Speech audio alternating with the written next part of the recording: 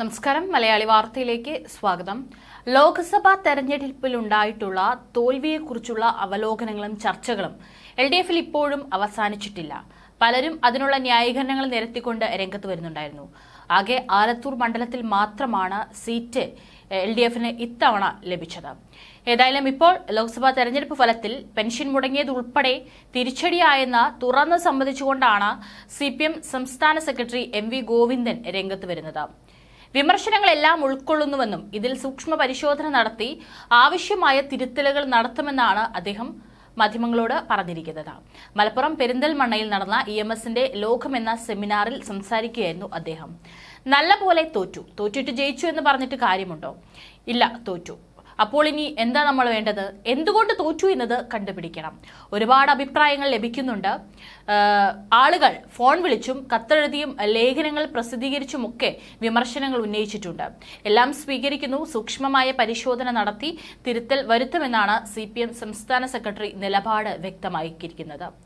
ലോക്സഭാ തെരഞ്ഞെടുപ്പ് തോൽവിയിൽ സർക്കാർ വിരുദ്ധ വികാരം ഉണ്ടായിട്ടില്ലെന്നും മോദിയെ മാറ്റണമെന്ന് മാത്രമാണ് ജനങ്ങൾ ചിന്തിച്ചതെന്നും പറഞ്ഞ പിണറായി വിജയൻ നിലപാട് ആവർത്തിക്കുന്ന വേളയിലാണ് MV ഗോവിന്ദന്റെ തുറന്നു പറച്ചിൽ എന്നതാണ് ശ്രദ്ധേയമായ കാര്യം.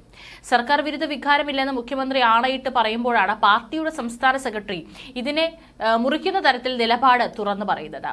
ആവശ്യത്തിന് ഫണ്ട് നൽകാത്ത കേന്ദ്ര സർക്കാരിനെ MV ഗോവിന്ദൻ വിമർശിക്കുകയും ചെയ്തിരുന്നു. കേന്ദ്രം ഉപരോധം പോലെ സംസ്ഥാന സർക്കാരിനെ കൈകാര്യം ചെയ്യുകയാണ്. തരാനുള്ള 57,000 കോടി രൂപ കഴിഞ്ഞ വർഷം തന്നില്ല. കിട്ടേണ്ട 7,000 കോടി രൂപയും കിട്ടിയില്ല. സുപ്രീം കോടതിയിൽ പോയപ്പോഴാണ് 3,000 കോടി രൂപ കിട്ടിയത്. ഇനിയും നിയമയുദ്ധം വേണ്ടിവരുമെന്നാണ് അദ്ദേഹം ചൂണ്ടിക്കാട്ടിയിരിക്കുന്നത്. 62 ലക്ഷം ആളുകൾക്ക് കൊടുക്കേണ്ട പെൻഷൻ ഇതുവരെ കൊടുത്തു തീർക്കാനായിട്ടില്ല. മറ്റ് വിവിധ മേഖലകളിലെ ആളുകൾക്ക് കിട്ടേണ്ടുന്ന ആനുകൂല്യങ്ങൾ പൂർണ്ണമായും കൊടുത്തു തീർക്കാനും കഴിഞ്ഞിട്ടില്ല. അധ്യാപകർക്കുള്ള DA പൂർണ്ണമായും കൊടുത്തിട്ടില്ല.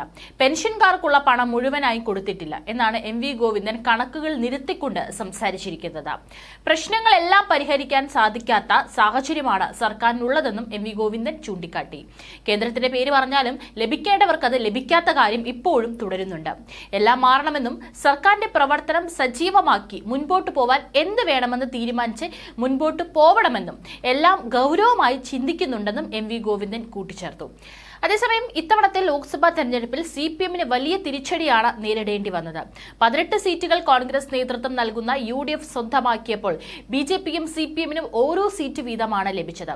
CPMന്റെ വോട്ട് വിഹിതത്തിലും ഗണ്യമായ കുറവുണ്ടായിട്ടുണ്ട്.